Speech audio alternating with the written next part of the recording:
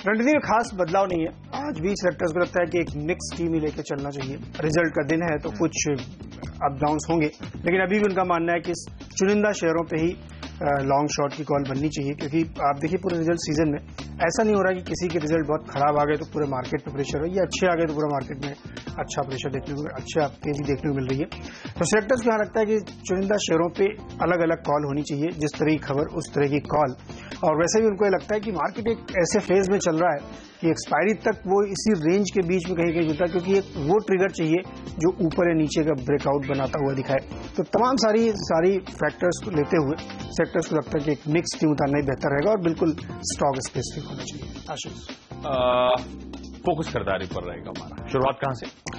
शुरुआत एनबीसीसी के साथ करना चाहेंगे और बहुत कुछ बताने की जरूरत नहीं इस कंपनी के बारे में, कई बार बता चुके लोग जानते हैं। जबरदस्त परफॉर्मेंस तो है ही है। कल एक और इनको ऑर्डर मिला है 435 करोड़ का आईआईपीएम के कैंपस को रीडेवलप करने के लिए। सेलेक्टर्स को लगता है कंटिन्यूअस ऑर्डर बुक इनकी स्वेल होती आ रही है और जिस तरीके से बड़े बड़े प्रोजेक्ट्स इनके हाथ में आ रहे हैं वो एक बड़ा सिग्निफिकेंट है। नो डाउट इसी वजह से इसमें मूव बनता हुआ दिख रहा है। तो मैं एनबीसीसी की बात कर रहा हूं और एक जबरदस्त यहाँ पे मूवमेंट बनता हुआ दिखेगा। दूसरा ये है कि जो तमाम सारे सरकारी प्रोजेक्ट्स हैं मोदी सरकार जिनको बनाना चाहती है, बड़े टाउनशिप के प्लान्स हैं, वो भी इसमें आ रही है। प्राइवेट बिल्डरों के साथ भी इनके टाई अप की बात चल रही है। तमाम टीयर 2, टीयर 3 सिटीज में यहाँ पे मास हाउसिंग में उतरना चाहते हैं। तो ऐसी तमाम अनफोल्ड होती हुई आपको खबर देंगे, लेकिन लेटेस्ट ट्रिगर यही है कि 450 करोड़ के आसपास का जो ऑर्डर उस पर स्टॉक आज थोड़ा रिएक्ट करता हुआ दिखेगा। 1080 के लक्ष्य के साथ इसमें खरीदारी करें, 1050 पे स्टॉप लॉस रखें। एल्स्टॉम इंडिया, ये भी सेलेक्टर्स को लगता है खरीदना चाहिए।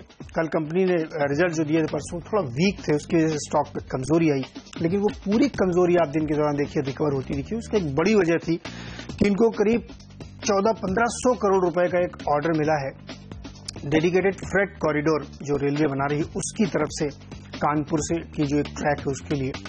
सेक्टर्स का ऐसा मानना है कि आपको याद होगा पिछली बार खुद रेल मंत्री ने कहा था कि बड़े वैल्यू के ऑर्डर्स अब रेलवे की तरफ से निकलते हुए दिखेंगे जो लाखों करोड़ में होंगे अगले 2-3 सालों में। ये शायद उसकी एक बहुत छोटी सी शुरुआत है और एल्स्टॉम इसलिए सेलेक्टर्स को पसंद है कि उन स्टॉक्स पर नजर रखिए जिनके पास क्रिटिकल टेक्नोलॉजी है और जिनका कोई पैरेलल देश में तो छोड़िए विदेश में भी आपको नहीं मिलेगा। इसलिए सेक्टर्स को लगता है कि एल्स्टॉम इंडिया जैसी हाई टेक्नोलॉजी क्रिटिकल कंपनियां इसीलिए कमजोर नतीजों के बावजूद स्टॉक पूरा रिकवर करके बंद हुआ। हमें लगता है आज बहुत ही बेहतरीन रिटर्न देगा। 840 के लक्ष्य के साथ एल्स्टॉम इंडिया में खरीदारी करके चले, 810 पे स्टॉप लॉस रखें। आशीष, फोकस खरीदारी पर ही है। अच्छा, इंटरेस्टिंग ये जो स्टॉक्स हमने लिए हैं ये फ्राइडे से कोइंसाइड कर रहे हैं, लेकिन आज की डिमांड से इसका कोई लेना देना नहीं है। सबसे पहले जीएम बेवरीज या काउंटर एक्सपोर्ट्स मानते खरीदारी करने के मौके ढूंढे। ध्यान रखिए कल बाजार बंद होने के बाद इस कंपनी ने अपने रिजल्ट्स घोषित करे। कई बार ये कंपनी और स्पेस की कई कंपनीज को हम हाईलाइट कर चुके हैं, जिस तरह की हम एक्सपेक्ट कर रहे हैं कि आगे चलते हुए बेहद स्ट्रांग मोमेंटम देखने को मिलेगा। इनफैक्ट जीएम बेवरीज का स्टॉक भी ऑलमोस्ट बहुत स्ट्रांग मोमेंटम दिखा चुका है। अगर आप चार्ट पुल अप करके देखेंगे तो गजब के रिटर्न्स इस काउंटर ने दिए हैं। इस कंपनी ने जो रिजल्ट्स घोषित करे हैं वो भी स्ट्रांग है, ऑपरेशनली तो बेहद स्ट्रांग आपको नजर आएंगे। आय में 75 से बढ़कर 82 करोड़ रुपए के आसपास आय पहुंची है, लेकिन इस कंपनी का हाईलाइट है इस कंपनी की प्रॉफिटेबिलिटी या मुनाफे का नंबर 3 गुने का जंप है वहां पर। 4-5 करोड़ से बढ़कर 15-16 करोड़ रुपए तक इस कंपनी का मुनाफा पहुंचता हुआ नजर आएगा। रडार पे रखें। इनफैक्ट स्पेस हमें बड़ी अट्रैक्टिव लग रही है, वैसे भी लगती थी। हमें लगता है यहाँ पे खरीदारी करने के मौके ढूंढे। अभी भी हमें लगता है कंसोलिडेशन इस इंडस्ट्री में बचा हुआ है ना, सिर्फ एक लेग ऑफ कंसोलिडेशन आया था और अभी तो बहुत इमीडिएट कंसोलिडेशन आता हुआ आपको शायद नजर आए। रैडिको खैतान इसी स्पेस से दूसरी कंपनी और शायद फंडामेंटल्स के लिहाज से तो हमें एक कंपनी अपने पीयर से कहीं ज्यादा पसंद आती है।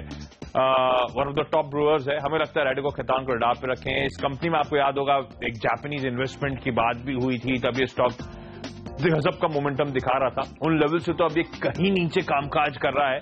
इनफैक्ट ऑफ लेट तो एक नॉन परफॉर्मर बन के रह गया है रैडिको खैतान। लेकिन जिस तरह का बिजनेस मॉडल है, जिस तरह की ब्रांड्स है इस कंपनी के बेड़े में और जिस तरह की लाइवलीहुड अगर एमएनए गेम में, हमें लगता है रैडिको खैतान जैसी कंपनीज को भी आपको रडार पे रखना चाहिए। डिस्क्रिशनरी स्पेंड की कंपनीज पे वैसे भी हम FY16 में फोकस कर रहे हैं।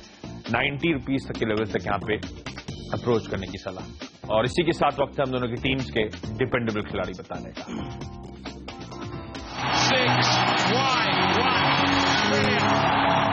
ग्रैन्यूल्स सेलेक्टर्स ने चुना। ग्रैन्यूल्स इंडिया छोटी फार्मा कंपनी, कल भी टीम में शामिल किया था सेलेक्टर्स ने नतीजों की उम्मीद में और नतीजे बिल्कुल उम्मीद जैसी थी वैसे ही आए। प्रॉफिट वगैरह 18% 20% के आसपास बढ़ा, इसलिए स्टॉक 6% ऊपर जाके क्लोजिंग बेसिस पे रिटर्न इसने आपको दिए। सेलेक्टर्स का मानना अभी भी स्टॉक रीरेट की उम्मीद करता है, क्योंकि जहां तमाम बड़े फार्मा कंपनियां डिसअपॉइंट कर रही हैं, वहां पे छोटी छोटी कंपनियां हैं, वहां पे बेहतरीन परफॉर्मेंस आपको देखने को मिल रहा है। इसलिए सेलेक्टर्स को लगता है कि अब ये ट्रेडर्स इन्वेस्टर्स के रडार में आएगा और डेफिनेटली यहाँ पे आपको और अच्छे गेन्स देखने को मिलेंगे, क्योंकि जो इंटरनल आप रिजल्ट्स उसमें देखेंगे तो फॉरवर्ड लुकिंग भी इसमें काफी पॉजिटिविटी दिख रही है। सेक्टर्स को लगता है कि अगले 2-3 महीने का टारगेट ना ले, काफी जो कि बड़ा दिख रहा है मुझे, लेकिन फिलहाल ट्रेडिंग के लिहाज से 118-120 का टारगेट डेफिनेटली आज बनता हुआ दिखता है। अगर क्लोजिंग बेसिस 118 से ऊपर होती है ठीक ठाक वॉल्यूम के साथ, तो आप इसे कैरी कर सकते हैं। मुझे लगता है 130-35 के टारगेट्स बहुत आसानी से इसमें अचीव होंगे। 100 रुपए के आसपास स्टॉप लॉस है।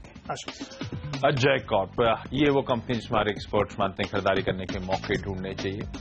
वैसे भी ध्यान रखें, ब्रॉडर मार्केट इस समय आउट परफॉर्म कर रहे हैं। कल भी सेंसेक्स निफ्टी में अगर प्रेशर देखने को मिला हो आपको, तो ब्रॉडर मार्केट्स में तगड़ा पॉजिटिव मोमेंटम था और ये मोमेंटम अभी भी सस्टेन होगा। लाइफ हाइज के आसपास मिड कैप्स ट्रेड कर रहे हैं। हमें लगता है एक्सपायरी यहां से पॉजिटिव नोट होने का दमखम रख सकती है और इसके चलते कई सारे स्टॉक्स और खासतौर पे हाई बीटा स्टॉक्स फोकस में रहेंगे। हाई बीटा की क्योंकि बात कर रहा हूं, काजी रियल एस्टेट प्ले भी है आपकी स्क्रीन पर, जो जैकॉब, हमें लगता है खरीदारी करें, बेहद स्ट्रांग मूव्स ये कंपनी दे सकती है। ये कंपनी एक डाइवर्सिफाइड एंटिटी है, प्लास्टिक्स, टेक्सटाइल, रियल एस्टेट, ये सब वर्टिकल्स हैं, ये सब कारोबार है इस कंपनी के, जिससे आप इस कंपनी को एसोसिएट कर सकते हैं। सबसे पहले तो कंफर्टिंग फैक्टर जो मैं कई बार हाईलाइट भी कर चुका हूं, प्रोमोटर्स का इस कंपनी में 73% के आसपास का स्टेक है। एफआईआईज, डीआईआईज इस कंपनी में ओन करते हैं। एफआईआईज का तो ऑलमोस्ट 5% और डीआईआईज में मेरे ख्याल से 2% के आसपास की होल्डिंग रखते हैं। तो जो शेयर होल्डिंग पैटर्न है वो एक अपफ्रंट कंफर्ट देता है। Q4 में इस कंपनी के रिजल्ट जब आए थे तो 10% के आसपास प्रॉफिटेबिलिटी में जंप देखने को मिला था। अब हमें लगता है प्रॉफिटेबिलिटी में एक मार्क्ड इंप्रूवमेंट आपको देखने को मिलेगा, क्योंकि तमाम कंपनीज जहां पे कच्चा तेल एक डेरिवेटिव के तौर पे, एक रॉ मटेरियल के तौर पे, कच्चे माल के तौर पे इस्तेमाल होता है, उन सब कंपनीज में आपको ड्रास्टिकल इंप्रूवमेंट देखने को मिलेगा। कल बाजार बंद होने के बाद ध्यान रखें, नॉसिल ने अपने तिमाही रिजल्ट्स घोषित करे थे। वो रिजल्ट्स प्रूफ है किस तरह का स्ट्रांग मोमेंटम था। सुप्रीम पेट्रो जैसी कंपनी आपको याद होगा 20% की सेकंड पे लगी थी, क्योंकि उस कंपनी के मार्जिन्स में एक मार्क्ड इंप्रूवमेंट देखने को मिला था। डीसीडब्ल्यू पिछले कुछ दिनों से लगातार तगड़ा अपसाइड दिखा रही है, एक और ऐसी कंपनी जो हमें बहुत पसंद थी, तगड़ा अपसाइड दिखा रही है। आज वीआईपी अपने नंबर्स लेके आएगा। ये सब वो कंपनीज हैं जहां पे कच्चा तेल रॉ मटेरियल के तौर पे और उसके डेरिवेटिव्स रॉ मटेरियल के तौर पे इस्तेमाल होते हैं। अब शायद वो समय आ रहा है इस क्वार्टर, आने वाले एक क्वार्टर में ये तमाम कंपनीज के बॉटम लाइंस में आपको मार्क्ड इंप्रूवमेंट देखने को मिलेगा। उस लिहाज से इस कंपनी को डाल पे रखें। टेक्निकली भी ध्यान रखें, 100 रुपए के आसपास के हाई से जब से स्टॉक करेक्ट हुआ, ये करेक्ट होकर मेरे ख्याल से जून में 50 रुपए के लेवल्स के आसपास पहुंचा था, वहां से अब तक ये कंसोलिडेशन मोड में आपको नजर आएगा। तो शायद अब इवेंचुअली हमारे एक्सपर्ट्स मान रहे हैं कि एक ब्रेकआउट के लिए तैयारी करनी चाहिए। स्ट्रांग मूव्स अभी कंपनी अपसाइड में दिलाएगी। 60-62 के आसपास ये कंपनी इस समय कामकाज कर रही है। हमें लगता है खरीदारी करके चलें, ऐसी सिलेक्टिव कंपनीज को अपने रडार पे रखें। 70 तक के लेवल्स आज के लिए। छोटा सा ब्रेक, उसके बाद हम दोनों टीम्स के मिडिल ऑर्डर के खिलाड़ी पे फोकस।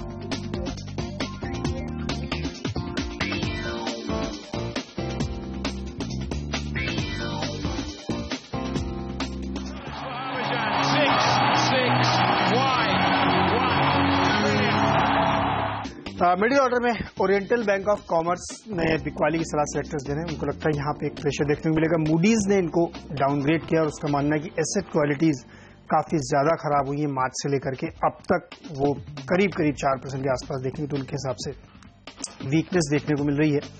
सेक्टर्स को लगता है कि मार्केट अगर जैसा कि दिख रहा है शुरुआत में थोड़ा सा वीकनेस रहेगी, तो बैंकिंग स्टॉक चूंकि भी सरकारी बैंकों के बहुत ज्यादा नतीजे आने शुरू नहीं हुए हैं, तो वहां आपको डेफिनेटली एक प्रॉफिट बुकिंग प्रेशर शॉर्ट्स बनते हुए डेफिनेटली दिखेंगे। और ये जो मूडीज का डाउनग्रेड है इसकी वजह से हमें लगता है और दबाव दिखेगा। 160 के लक्ष्य के साथ बिकवाली करके चले। गेल में शॉर्ट की सलाह होगी।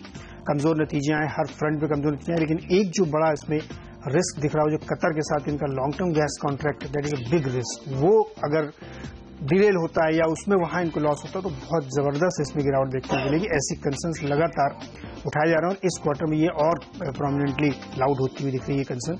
तो 355 के टारगेट के साथ गेल में बिकवाली करके चलिए। टाटा मोटर्स में खरीदारी करिए। यहाँ पे सेलेक्टर्स को लगता है कि ऊपरी लेवल से आप देखेंगे तो बहुत बढ़िया करेक्शन इसमें देखने को मिला है। जो हमें पता लग रहा है कि एक जो बड़ी एफआईआईज की तरफ से इसमें बिकवाली चल रही थी वो कंप्लीट हो गई है। अब यहाँ पे एक बेस बनता हुआ दिख रहा है। इसीलिए कल आप देखेंगे तो टाटा मोटर्स डीवीआर 5% चला था और ये 1.5-2% ये भी ऊपर था। बॉटम बनता हुआ यहाँ पे दिख रहा है चार्ट पे भी 400 के आसपास। इससे नीचे अगर गया, मैं कह रहा हूं कि अगर ये 390 पे मान लीजिए आज गिर के 390 पहुंच जाए तो आप इसके लक्ष्य 250 तक भी ले जा सकते हैं, लेकिन ऐसा लग नहीं रहा है क्योंकि जो बिकवाली रुक गई है अब यहाँ पे एक बॉटम स्ट्रेंथ बनता हुआ दिख रहा है। उस समय लगता है कि एक फ्रेश बाइंग दिखेगी। 413.15 का ट्रेडिंग टारगेट लेते हुए लॉन्ग पोजीशन बनाइए, 397 पे स्टॉप लॉस रखिए। आशीष, खरीदारी पर फोकस और सिलेक्टिव खरीदारी पर फोकस है। सबसे पहले बायोकॉन। एक तो कल इस कंपनी ने अपने तिमाही रिजल्ट घोषित करे, वो देर शाम नंबर्स आते हैं, नंबर्स स्ट्रांग हैं। और दूसरा याद रखें यहाँ पे वो जो वैल्यू अनलॉकिंग होनी है सिंजीन का जो आईपीओ अब तो राउंड द कॉर्नर है, हमें लगता है बायोकॉन को रडार पर रखें। ये कंपनी यहाँ से बेहद स्ट्रांग मूव्स डिलीवर कर सकती है। जहां तक वो नंबर्स की बात है, क्विकली आपको रन थ्रू करा दूं। आय में 15 और मुनाफे में तो ऑलमोस्ट 23% का jump. In fact margin 200 basis points का इंप्रूवमेंट दिखा रहे हैं। एक बात ध्यान रखें, हालांकि नंबर्स अच्छे नजर आ रहे हैं, एबिटा ओपीएम प्रॉफिट्स एस्टिमेट से बेहतर है, पर कंपनी ने वो सेगमेंटल ब्रेकअप नहीं प्रोवाइड करा है। तो अंटिल अनलेस उसमें कुछ बहुत बड़ा नेगेटिव हो, हमें लगता है बायोकॉन में खरीदारी करने की सलाह होगी। वॉकहार्ड बहुत हाई बीटा स्टॉक है तो बड़ा केयरफुली, लेकिन कंपनी की खबरें अच्छी हैं। मेरे ख्याल से रिसेंट हाई तो 2000 थे, जिसके बाद ये कंपनी स्लिप हुई थी। इस कंपनी के यूएस एफडीए ने एक प्लांट को इंस्पेक्ट करा था, एक साइट को इंस्पेक्ट करा था, नालागढ़ मैन्युफैक्चरिंग यूनिट को, और कोई एडवर्स कमेंट्स नहीं आए। तो एक वो रिलीफ की बात हो गई, तो रिलीफ रैली के चलते शायद मोमेंटम आए, लेकिन ध्यान से वॉलेटाइल बहुत है ये स्टॉक। डीएचएफएल, जिसे हम पहले दीवान हाउसिंग कहते थे, स्ट्रांग मोमेंटम में तमाम हाउसिंग फाइनेंस कंपनीज हैं, इसको रडार पर रखें। अब तो मेरे ख्याल से इसको म्यूचुअल फंड बिजनेस के लिए भी हरी झंडी मिलने की खबरें सामने आ रही हैं। 495 तक के लेवल्स तक अप्रोच करने की सलाह। और इसी के साथ वक्त है हम दोनों की टीम्स के फ्री हिट खिलाड़ी बताने का। टेक्सटाइल शेयरों पे फोकस रहेगा। सेक्टर्स को लगता है कि गार्डन सिल्क में आपको नजर रखनी चाहिए। कल भी हमने एक टेक्सटाइल स्टॉक बताया था आपको, अच्छे खासे 8-10% के रिटर्न उसमें आते हुए दिखेंगे। कल मैं स्टडी कर रहा था, पूरे टेक्सटाइल स्पेस में आप देखिए तमाम सारे स्टॉक्स छोटे बड़े सब में बेहतरीन रैली पिछले 3-4 महीनों के अंदर देखी गई है और बहुत होपिंग रिटर्न इसमें दिखे। लेकिन सेक्टर से लगता है गार्डन सिल्क हाईली अंडरवैल्यूड है, बहुत ही छोटी कंपनी आप कह सकते हैं, 150-200 करोड़ का मार्केट कैप है। लेकिन जिस तरीके से अब इसमें वैल्यू अनलॉकिंग हो रही है और इंटरेस्ट दिख रहा बड़े इन्वेस्टर्स का, वो ये कॉन्फिडेंस दिलाता है कि शायद इसमें आगे जाते हुए आपको अच्छी खासी तेजी देखने को मिलेगी। 52 ये लोग 24 रुपए के आसपास था, उससे थोड़ा ही ऊपर आया है। हमें लगता है कि यहाँ पे अच्छी रैली बनती हुई दिखेगी। प्रमोटर ने अपने आप को 51 रुपए पे वारंट जारी करे थे, कन्वर्ट किए, तो सेलेक्टर्स को लगता है कि वहां से भी देखें आप तो काफी नीचे ये चल रहा है। तमाम सारे जो फोकसेस हैं इसमें, जो ट्रिगर्स हैं, गवर्नमेंट की तरफ से इंटरेस्ट सबवेंशन स्कीम लॉन्च की जा रही है, वो इनके लिए एक बड़ा बेनिफिशियरी होगा।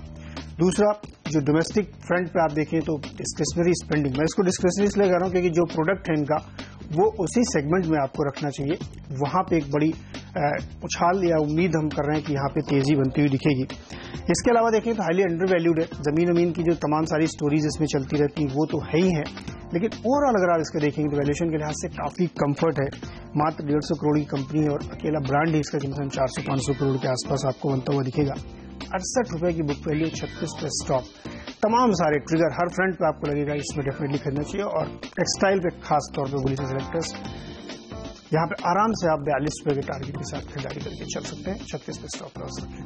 आशीष, बेहतर क्वालिटी और जैसे हाईलाइट कर रहे हैं आप, हिडन जेम्स पे हमारा फोकस है। फ्री हिट के तौर पे एक ऐसी कंपनी है नेलकास्ट, इनफैक्ट बड़े एग्रेसिव टारगेट्स हमारे एक्सपर्ट्स के, यहाँ से स्ट्रांग मूव शायद कंपनी डिलीवर कर सकती है।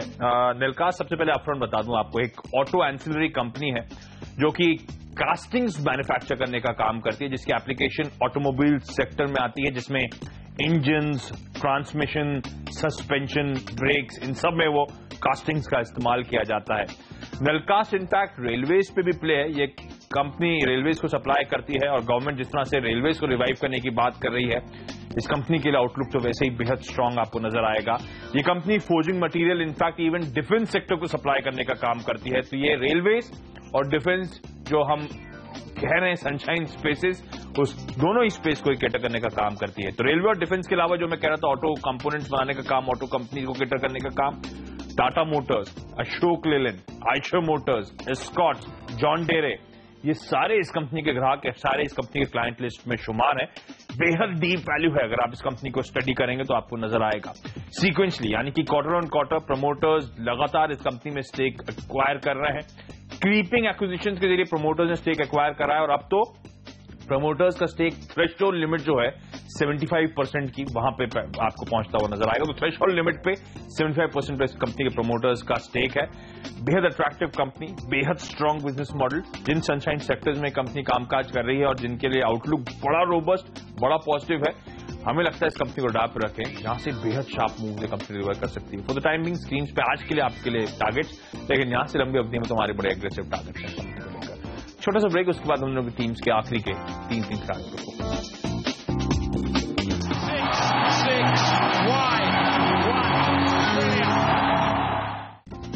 ब्रेक के बाद आपका स्वागत है और वक्त है आखिरी के 3 खिलाड़ियों पे फोकस करने का।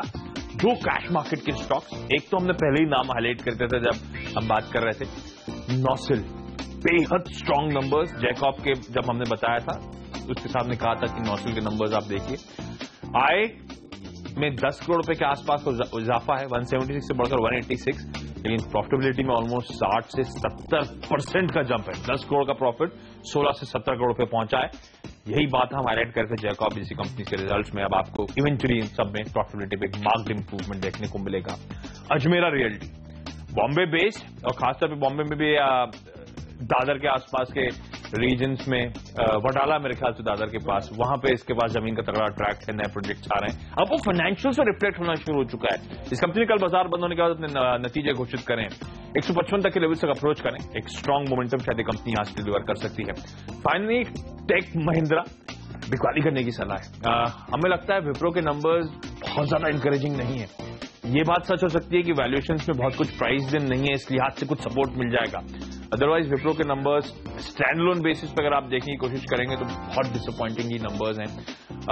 वैसे भी टेक महिंद्रा में डिसेंट लोज से अच्छा मोमेंटम आ चुका है, शायद एक बिकवाली करने का मौका दे रहा है ये काउंटर। आज के लिए स्ट्रिक्ट स्टॉप लॉस के साथ 488 तक के लेवल तक यहाँ पे अप्रोच करने की रणनीति। नीरज जी, स्पाइसजेट पहला स्टॉक होगा और यहाँ पे खरीदारी करके चले।